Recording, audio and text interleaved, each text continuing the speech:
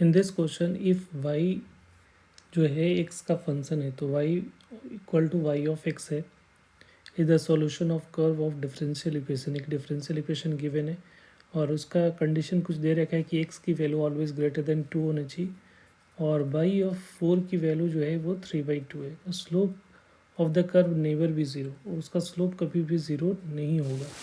तो in the value of y10 की value find करनी है। ठीक है, तो पहले तो इस डिफरेंशियल इक्वेशन को देखोगे तो यहाँ पे हम लोग वेरिएबल सेपरेबल लगा सकते हो क्योंकि दोनों अलग अलग दिख रहा है मुझे। तो यहाँ पे क्या लिख सकते हो, यहाँ पे ये हम लोग कर सकते हैं ना इसको एक्स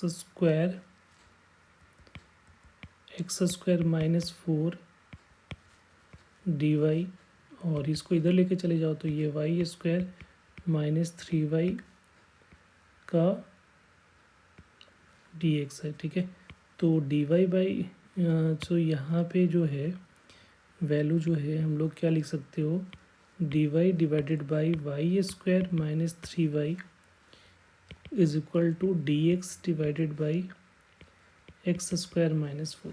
ठीक है, तो इसको हम लोग फैक्टराइज करा तो यहाँ पे इसको हम लोग लिख सकते हो ना डिवाइडेड में y इंटू वाई माइनस 3 का डी ऑफ एक्स। ठीक है, तो इसको मैनिपुलेट करने के लिए हम लोग क्या करें, y माइनस वाई माइनस 3 इस तरह से लिख सकते हो।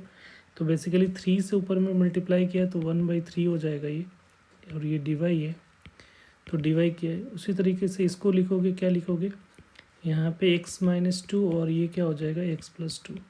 तो इसको हम लोग अब क्या लिख सकते हो, हम लोग को x plus 2 minus x minus 2 लिख सकते हैं। तो बेसिकली ऊपर में 4 से मल्टीप्लाई किया तो यहाँ पे 4 से डिवाइड कर दो डी ऑफ एक्स।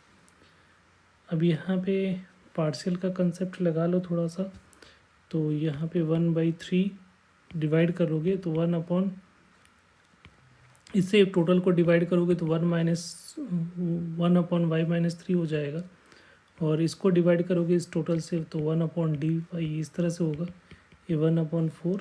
उसी तरीके से ये वाला पार्ट को डिवाइड करोगे इससे तो इंटीग्रेशन ऑफ 1/x-2 होगा, फिर माइनस इस वाले पार्ट को इस पूरे से डिवाइड करोगे तो क्या मिलेगा 1/x+2 का डी ऑफ एक्स। अब इसका ही तो स्टैंडर्ड इंटीग्रेशन है तो इसका होता है ln y-3 होगा, और इसका क्या हो जाएगा माइनस ln y हो जाएगा। तो यहाँ पे लॉग का प्रॉपर्टीज लगाओगे तो ये जो हो जाएगा वो डिवाइड में डायरेक्ट में लिख देता हूँ, यहाँ पे आ जाएगा तो 1/3 ln, और मॉड में होगा y-3 डिवाइडेड बाई y हो जाएगा। उसी तरीके से इधर करोगे तो ln x-2 और माइनस में तो ये भी डिवाइड में होगा x-2 डिवाइडेड बाई x+2 का मॉड। ठीक है, प्लस c हो जाएगा। तो ये हो गया। अब ये इनिशियल कंडीशन क्या दे रखा है, इनिशियल कंडीशन दे रखा है कि x की वैल्यू 4 पे y की वैल्यू क्या हो रही है 3/2 हो रही है। तो एक 3/2 गिवन है, इसका मतलब है कि x की वैल्यू 3 पे y की वैल्यू क्या लेना है हम लोग को 3/2।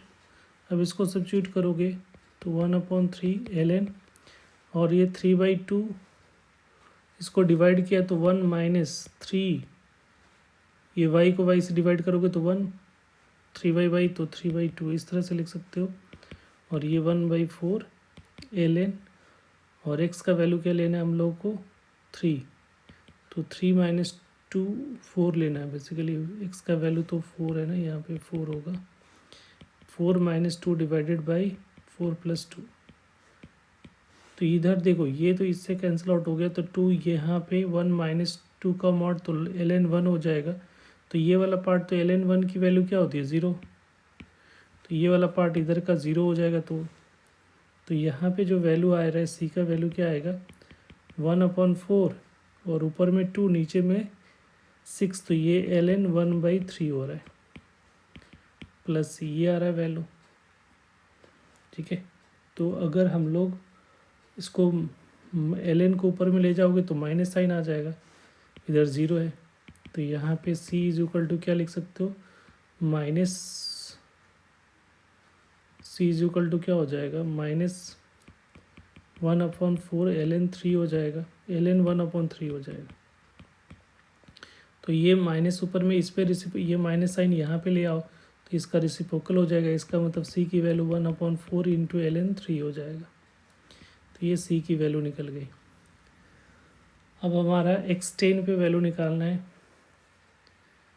x की वैल्यू 10 पे।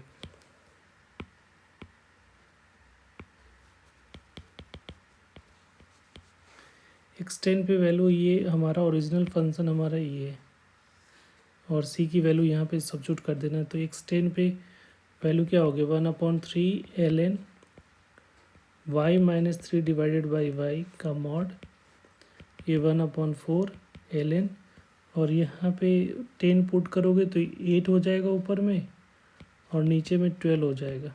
ठीक है, इसमें पुट कर रहे हैं हम लोग। तो ये आ जाएगा आपका 2 टाइम्स और ये 3 टाइम्स में 4 से डिवाइड किया, 1/4 ln 3 इसको लिख सकते हो। तो ये आ रहा है हमारा 1/3 ln y-3 का मॉड डिवाइडेड बाई y का मॉड इक्वल टू 1/4 ln 2/3। तो ln 2/3 को हम लोग लिख सकते हो ln 2 minus 1/4 ln 3 plus 1/4 ln 3। तो इससे ये कैंसिल आउट होता दिख रहा है, इससे ये कैंसिल आउट हो गया। अब यहाँ पे ln y-3 divided by y is equal to 3/4 into ln 2। तो इसको हम लोग लिख सकते हैं ln y-3 divided by y का mod is equal to ln, और ये पावर इस पे चला जाएगा तो यहाँ पे 2 रेट पावर क्या हो जाएगा, 3/4। तो यहाँ पे अब क्या लिख सकते हो, यहाँ पे ln ये वैल्यू जो आ रही है, अब यहाँ पे ln का जो है हटाना तो है, तो ये जो वैल्यू होगा, अब यहाँ पे देखो y की वैल्यू y-3 का मॉड डिवाइडेड बाई ये मॉड जो होगा वो क्या होगा, ln इस पे पावर 2, तो 2 पे पावर 3 करोगे तो 8 पे पावर 1/4 हो जाएगा। तो ये एक्चुअली ये ऐसा लिख सकते हो 2 पे पावर 3/4।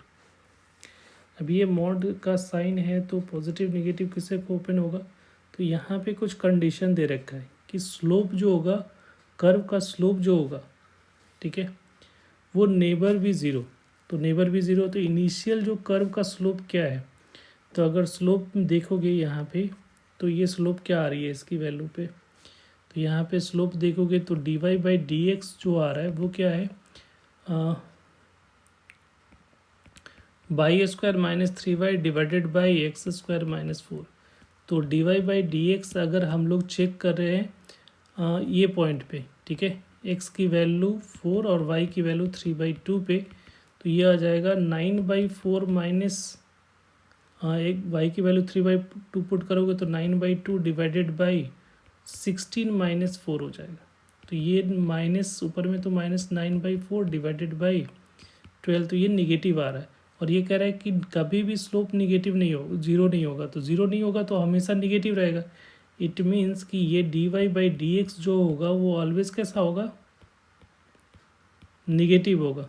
जैसा एक कंडीशन दे रखा है कि स्लोप है, अगर डिक्रीजिंग है तो ये ग्राफ जो होगा ओवरऑल डिक्रीजिंग होगा x greater than 2 के लिए, ठीक है। तो यहाँ पे dy/dx, तो यहाँ y का रेंज क्या हो जाएगा, तो y² - 3y divided by x² - 4, ये dy/dx है, इसकी वैल्यू लेस देन 0 होगा, नेगेटिव ही होगा, क्योंकि ये नेगेटिव आ रहा है तो ये सबके लिए नेगेटिव होगा, क्योंकि कभी भी 0 नहीं हो रहा है तो कर्व हमेशा क्या आएगा, नेगेटिव ही जाएगा।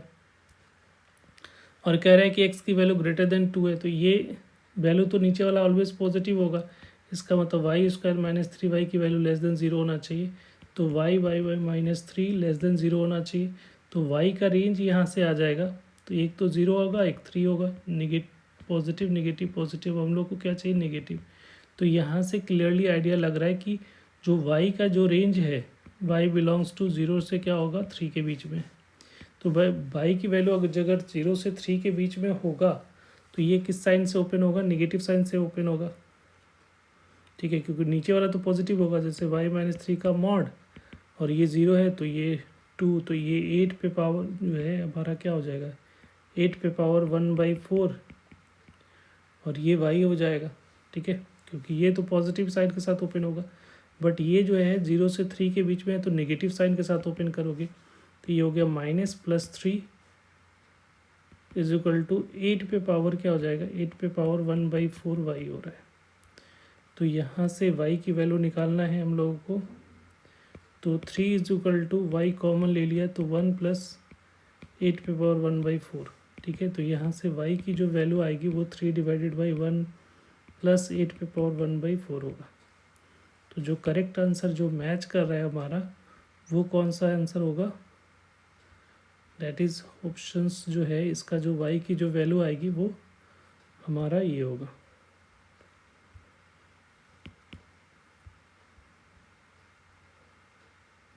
तो यहाँ से जो y की वैल्यू निकल के आ रही है, y10 की वैल्यू आ रही है, वो हमारा आंसर क्या हो जाएगा, 3/1 + 8 raised to power 1/4।